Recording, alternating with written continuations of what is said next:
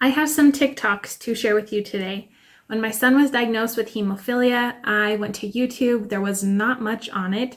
So I went over to TikTok and I actually found some interesting TikToks around hemophilia. So I'm going to share some of them with you today, and then I'm also going to react to them. So let's look at this first one. Yeah, in history, this is probably one of the worst dumb ways that one can die. And the thing is, before I continue, I'm going to say that I'm not talking about dumb in the sense that someone did something on purpose. More so that because of this disease, if even a single dumb thing were to happen to you, you might just die. And what I'm talking about is hemophilia, also known as the royal disease, which was a term that came about in the 19th and 20th century due to its proclivity to appear in people of royal bloodlines. As due to the sheer amount of inbreeding that would typically occur within royal families, it was very easy for this genetic order to be passed on. Which for these royal family members then had the horrible effect of any time something small happened to them, such as a minor car accident where there was no real injury, they might just die of internal bleeding when they don't realize that anything is wrong because their blood literally will not clot. First, I find it extremely interesting that people even survived before there was treatment. I know my son, he has bruises all over him before we found out he had hemophilia.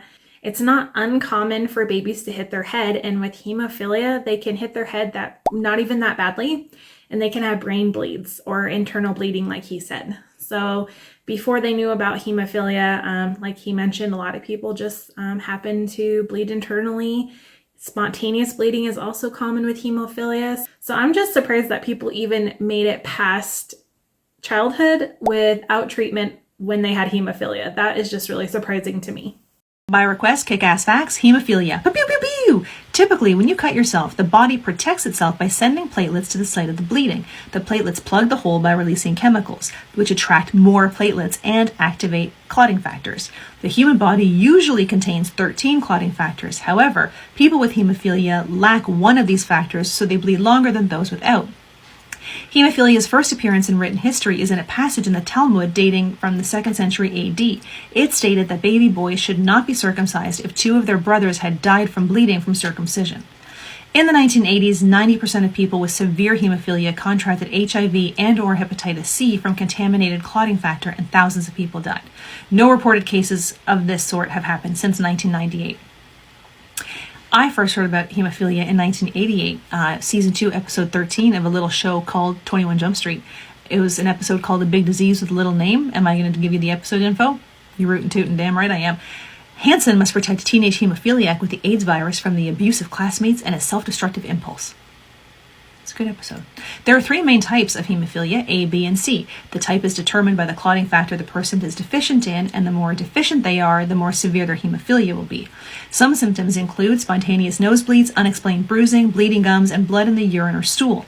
People living with hemophilia A and B need to have clotting factor IVs every couple of days. Not the case for hemophilia C. It's considered less serious, and usually the bleeding only occurs after surgical or dental procedures. Most forms are inherited from parents or grandparents. However, around a third of patients diagnosed have no family history. It can also be acquired in rare cases. This occurs when an individual's immune system begins to abnormally attack the clotting factors in their blood. Risk factors include autoimmune conditions, pregnancy, multiple sclerosis, and cancer. Hemophilia occurs in about 1 out of every 5,000 male births. Females can also have hemophilia, but it's much rarer. Hemophilia is a lifelong bleeding disorder, but there are safe and effective treatments. There is no cure except for getting a liver transplant, but that comes with a whole other bunch of problems. Scientists are currently working on an experimental technique called gene therapy, which is intended to give individuals with hemophilia the genetic information required to produce their missing clotting factor. Gene therapy has been helpful in decreasing spontaneous bleeding for many patients with severe hemophilia. Queen Victoria was a carrier of hemophilia, and the condition was passed on through generations of European royal families. So before this video, I did not know about the circumcision, as far as if 2 of the brothers had died from it, then the other baby should not. It is still pretty common to catch hemophilia after circumcision. When I had posted a short of my son who has hemophilia, I did have some comments that mentioned they knew somebody who had hemophilia, either their family, a friend, and they ended up getting HIV. So I wasn't sure how the two connected until I watched this video, and that is insane that someone would have hemophilia, right? They already have a blood clotting disorder. Their life still isn't 100%, right? You still have to have treatment. and then to find out that you also had HIV because of having hemophilia, because you needed to have blood.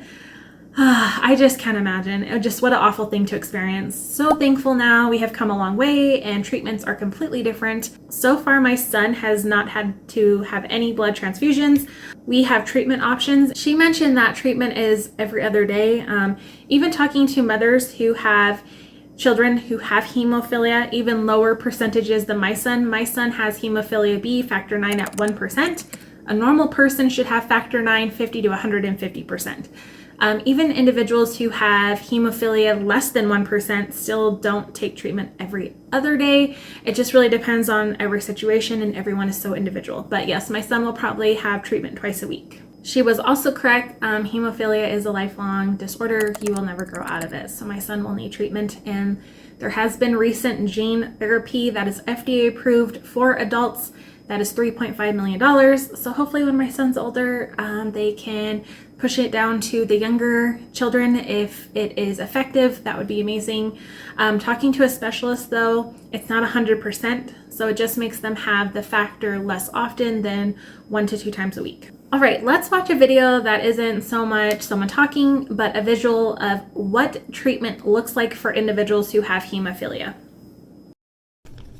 Ready?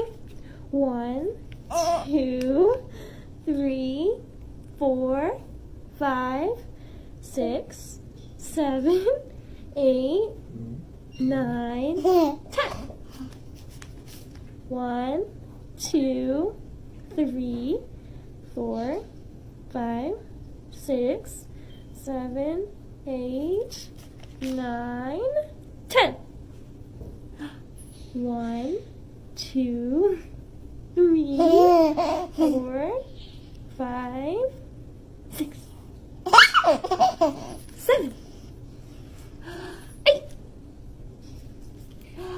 9, 10. 1, 2, 3, 4, 5, 6, 7, 8, 9, 10.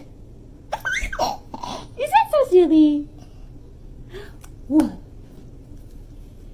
2,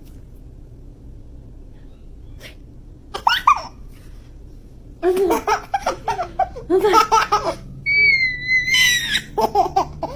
6, 6. 1, 2, 3. All done.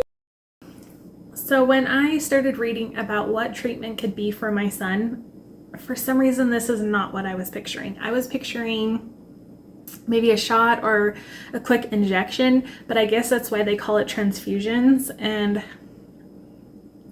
it still makes me a little bit emotional. I will have this person's information listed. Of course, they are on TikTok. She had mentioned in one of her videos that they did know that there was a possibility they could have children with hemophilia. Nobody in my dad's side of the family or my mom's have had hemophilia. My mom is one of 12 siblings. I have many aunts. I have many uncles. I have many cousins that are male and female. So I feel like by now somebody in my mom's side of the family, which is huge, would have had it. And so I feel like it could be just a mutation. And this is a really shocking video because again, it shows how real this is, and it just was not what I was expecting. I'm so thankful that there is treatment, obviously, but I just wish it was not so invasive. I wish it wasn't something. So this child has a port, and so they insert a port into their vein, so that way you could administer the treatment when needed, especially if they bump their head or something, there's an emergency, you can quickly administer factor because their blood does not clot correctly. I did want to show this video just to show what it actually looked like, because again, when I'm thinking of this in my head, this was not what I was picturing. All right, we have one last video, and it is from a doctor. So let's see what she has to say about hemophilia. Next up, we have hemophilia, which is a severe inherited hemorrhagic disorder. This is an X-linked recessive disorder that causes a deficiency in clotting factors. So this is not platelets, it's clotting factors.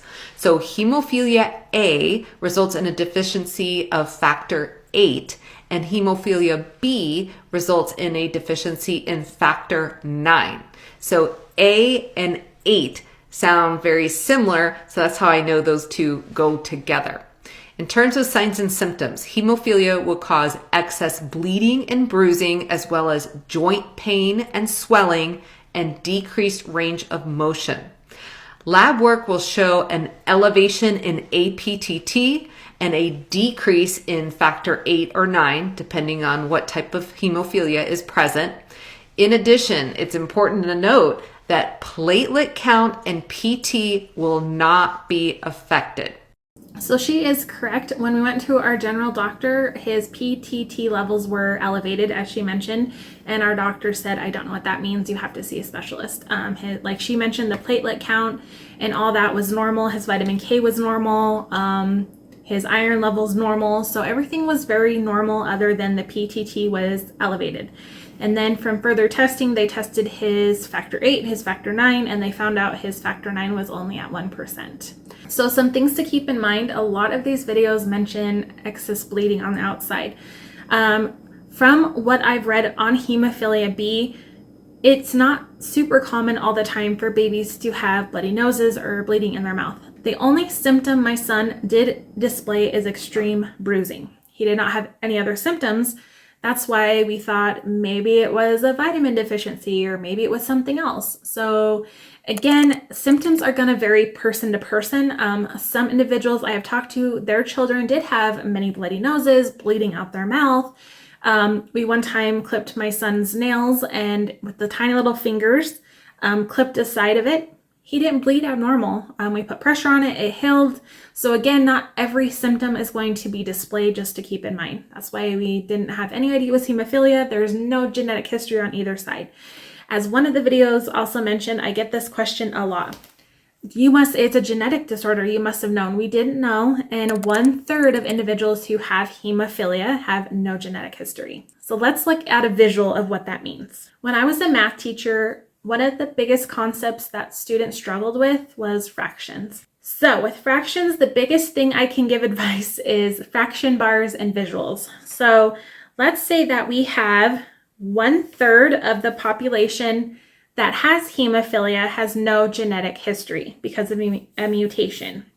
Now, mutations happen for a wide variety of reasons. It could be I had a fever one day, and that day that my body was making the factor, it mutated.